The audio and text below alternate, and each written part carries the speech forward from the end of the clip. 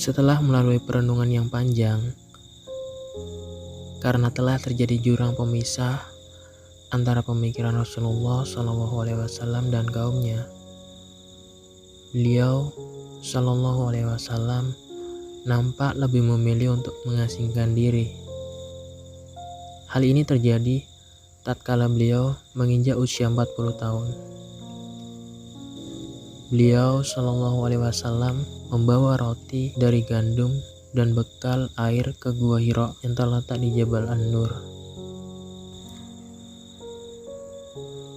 Di dalam gua tersebut, beliau SAW berpuasa bulan Ramadan dan memberi makan orang-orang miskin yang mengunjunginya. Beliau SAW menghabiskan waktunya untuk beribadah dan berpikir mengenai hamparan alam di sekitarnya. Kaumnya yang masih menganut akidah yang jahiliyah membuatnya tidak tenang. Akan tetapi, beliau SAW tidak memiliki jalan yang jelas. Pilihan mengasingkan diri atau uzlah yang diambil oleh beliau SAW ini merupakan bagian dari takdir atau aturan Allah terhadapnya. Juga agar terputusnya hubungannya dengan kesibukan-kesibukan di muka bumi yang mengusik kehidupan manusia menjadi nokta perubahan dalam mempersiapkan diri menghadapi urusan besar yang sedang menantinya. Uzlah yang sudah diatur oleh Allah ini terjadi 3 tahun sebelum beliau SAW ditaklif dengan risalah. Beliau mengambil jalan uzlah ini selama sebulan dengan semangat wujud yang bebas, hingga tiba waktunya untuk berinteraksi dengan kehidupan gaib saat Allah memperkenankannya. Jibril alaihissalam turun membawa wahyu tatkala usia beliau mencapai genap 40 tahun, yaitu usia yang melambangkan kematangan, dan ada riwayat yang menyatakan bahwa di usia inilah para rasul diutus. Ketika memasuki tahun ketiga dari pengasingannya, tepatnya di bulan Ramadan, Allah menghendaki rahmatnya dilimpahkan kepada penduduk bumi dengan memberikan kemuliaan kepada beliau SAW. Kemuliaan itu berupa pengangkatan sebagai Rasul dan menurunkan Jibril kepadanya dengan membawa beberapa ayat Al-Quran. Diriwayatkan dari Aisyah radhiyallahu anha menuturkan kisahnya kepada kita mengenai peristiwa yang merupakan nokta permulaan nubuah, yang mulai membuka tabir-tabir gelapnya kekufuran dan kesesatan, sehingga dapat mengubah alur kehidupan dan meluruskan garis sejarah. Aisyah radhiyallahu anha berkata, wahyu yang mulia pertama dialami oleh Rasulullah SAW adalah berupa ar-ru'ya as-siddiqah dalam tidur, dan mimpi itu berbentuk fajar subuh yang menyingsing. Kemudian beliau memilih menyendiri dan melakukannya di Gua Hira, beribadah di dalamnya beberapa malam sebelum dia kembali ke rumah keluarganya. Dalam melakukan itu, beliau SAW mengambil bekal kembali ke Khadijah hingga datang kebenaran kepadanya, yaitu pada saat beliau berada di Gua Hira tersebut, seseorang malaikat datang menghampiri dan berkata, bacalah. Lalu aku menjawab, aku tidak bisa membaca. Beliau SAW bertutur lagi. Kemudian dia memegang dan merengkuhku hingga aku kehabisan tenaga. Lalu setelah itu melepaskanku sembari berkata, bacalah.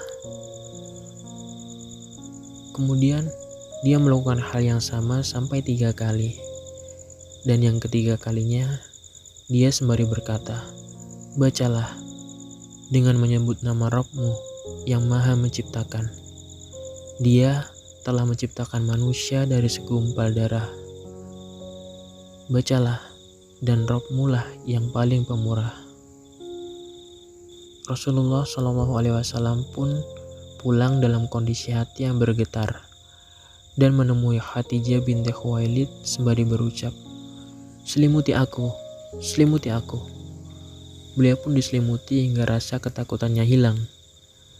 Beliau bertanya kepada Khadijah, "Apa yang terjadi terhadapku ini?" Lantas beliau menceritakan pengalamannya dan berkata, "Aku amat khawatir terhadap diriku." Khadijah pun berkata, "Sekali-kali tidak akan, demi Allah. Dia Ta'ala tidak akan menghinakanmu selamanya. Sungguh engkau adalah orang yang suka menyambung tali keluarga, selalu menolong orang yang kesusahan, penjamu tamu serta penolong setiap upaya penegakan kebenaran." Kemudian Khadijah berangkat bersama beliau untuk menemui Waraqah bin Naufal bin Asad bin Abdul Uzza. Dia seorang ahli kitab yang sudah tua renta dan buta.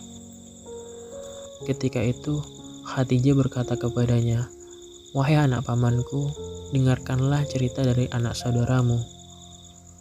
Waraqah berkata, "Wahai anak laki-laki, saudara laki-lakiku, apa yang kau lihat?" Lalu Rasulullah Shallallahu Alaihi Wasallam membeberkan pengalaman yang sudah dilihatnya. Waraqah berkata kepadanya, "Sesungguhnya itu adalah malaikat yang pernah diutus Allah kepada Musa. Andai saja aku masih sehat dan muda ketika itu nanti. Andai saja aku masih hidup ketika engkau diusir oleh kaummu." Kemudian Rasulullah Shallallahu Alaihi Wasallam berkata kepadanya, "Benarkah mereka akan mengusirku?" Kemudian Waraqah menjawab, "Ya, tidak seorang pun yang membawa seperti yang engkau bawa melainkan akan dimusuhi. Dan jika aku masih hidup pada saat itu, niscaya aku akan membantumu dengan sekuat tenagaku." Kemudian, tak berapa lama dari itu, Waraqah meninggal dunia dan wahyu pun terputus. Ibnu Hajar berkata, masa stagnan itu sungguh telah menghilangkan ketakutan yang telah dialami oleh beliau Shallallahu Alaihi Wasallam dan membuatnya bersemangat untuk kembali mengalaminya lagi. Dan ketika beliau menanti-nanti datangnya wahyu, maka datanglah malaikat Jibril alaihissalam untuk kedua kalinya. Imam Bukhari meriwayatkan dari Jabir bin Abdullah bahwasanya dia mendengar Rasulullah Shallallahu Alaihi Wasallam menceritakan tentang masa stagnan itu.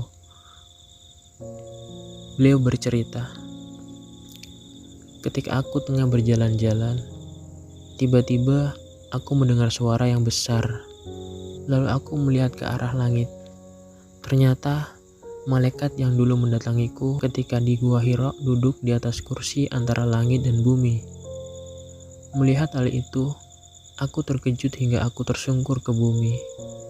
Kemudian aku mendatangi keluargaku sembari berkata, 'Selimutilah aku, selimutilah aku.'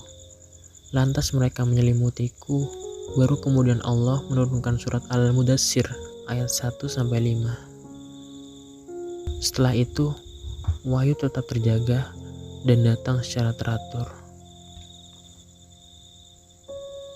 Begitulah Rasulullah SAW mendapati risalah yang diberikan oleh Allah Subhanahu wa Ta'ala sebagai pedoman kehidupan.